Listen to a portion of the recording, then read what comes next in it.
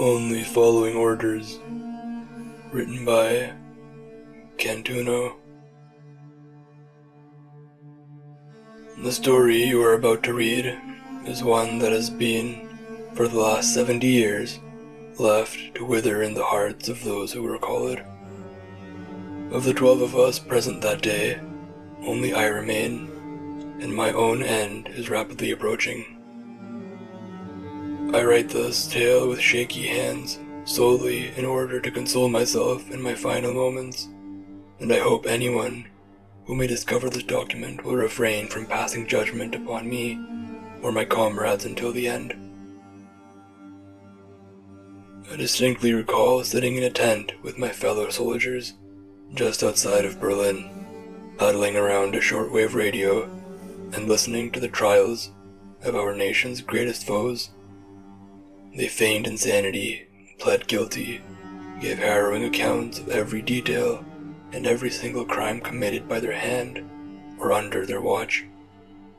My favorites, however, were the ones who pled innocent, the ones who said, "I was just following orders." I had to wonder what I would say had the war ended with Moscow under the Iron Eagle. What would I say if asked to justify my actions in war? I believe I know exactly what I would say, and it would be the same as the man being jeered by the entire Red Army, excluding the 10 of us gathered in the tent. You see, the 2 luckiest of us had already died. It was a quiet village in eastern Germany, December 24th, 1944. We were under orders to seek out any soldiers lying in wait to ambush the main column of the army. Our sergeant, Ivan, took the lead, the rest of us falling in behind him. It was raining heavily, obscuring our vision. A sharp crack jerked me to attention, and I immediately fell to my stomach. I smelled smoke and heard a thump in the desert, in the dirt a dozen feet ahead of me.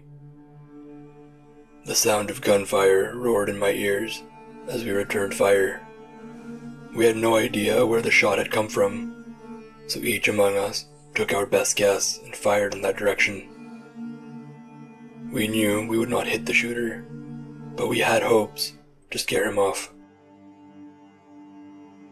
I decided to hold my fire in order to cover my comrades as they reloaded their weapons.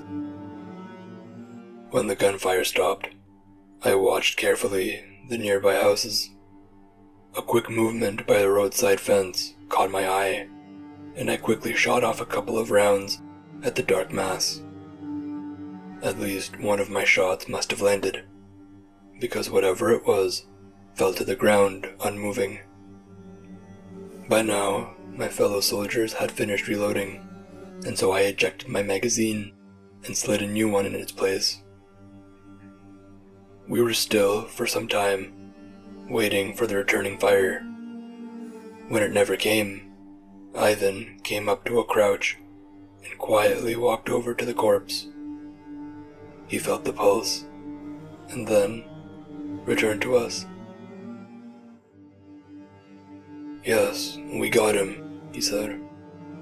In his eyes, I saw something I hadn't seen before, a kind of deep sadness and regret. No matter how I pushed, he would not tell me why. We stood, and casually walked over to the house where the shooter had come from. Ivan knocked on the door. We waited a moment, and Ivan firmly planted his foot on the door, rearing to kick the door down, when a shotgun blast blew through the door. Ivan fell to the ground, riddled with buckshot. We returned fire through the door, then swiftly beat it down with the stock of our rifles. Inside, broken glass littered the floor, and bullet holes scattered along the walls. On the ground was a young woman, shot fatally 4 times. In her hand, the shotgun that killed Ivan. We had had more than enough of this village. We ransacked the house, throwing over tables and filling our pockets with valuables. When we had finished, we threw gas lamps onto the floor and tossed matches on the pooling liquid. We left the house on fire. It was only once we were outside again that we heard the wailing. By then, the flames had taken hold, and it was too late to re-enter the building. The mother had hidden her baby before turning to fight us. The wails continued for just a few minutes before falling silent among the crackling flames. A man burst from a building down the street and sprinted towards us, screaming in German. Our translator gaped at him, and when we raised our rifles, he held up his hand to stop us. The German man shoved past us and up to the burning building. He hesitated only briefly at the doorway before running through. He didn't come back out. By the time the fire had died, we couldn't see it anymore. The rest of our mission went by in silence. When we doubled back to where we came, we found people standing in the street, staring at us. Some were angry, some sad, but most just had a blank stare. I still see it in my nightmares. When we passed the house, I stopped. I announced to no one in particular that I had to take a leak. No one believed it, but that didn't matter. I stepped into the shell of the house we had destroyed. There, on the floor in the bedroom, I saw the skeleton of a man crushed under a wooden beam, a smaller collection of misshapen bones in his arms. In the yard, by the fence, I saw a little boy with a toy gun, dressed in the oversized uniform of a German soldier. That night, we all had nightmares. The man with his wild eyes told each of us that he would be back for us, one after the other. The next day, we had laughed it off together. We had thrown ourselves into our duties. We had fought hard not to think about the screaming man and the wailing baby. One by one, as the years went by, we died. Here, one of us fell from a tower we were constructing. There, an aggressive form of cancer that suddenly appeared in the brain. Never obvious, but always suspicious to us, because we all knew what was happening. When there were two of us, just Joseph and I, he had come to visit me. When he had knocked, I thought my time had come, but I should have known I would be last. "He is coming for me," Joseph said. "It is my time now." I would have liked to console him, to assure him it was all a coincidence, but we both knew better. That night, Joseph cried on my shoulder, and I on his.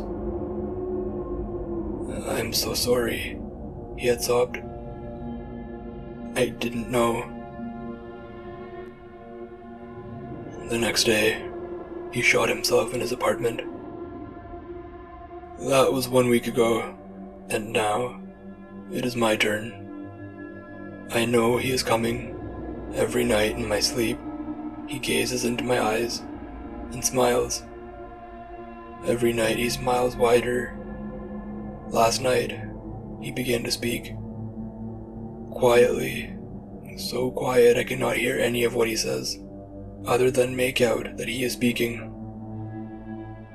I don't want to hear what he has to say. I cannot sleep tonight. I will stay up as late as possible, and before I sleep, I will climb to the roof and stand on the edge. I must. I cannot know what he will say. The shot at us, the woman killed Ivan. We couldn't have known about the baby. We were just eliminating the resistance. That's all. We were only following orders. Only following orders.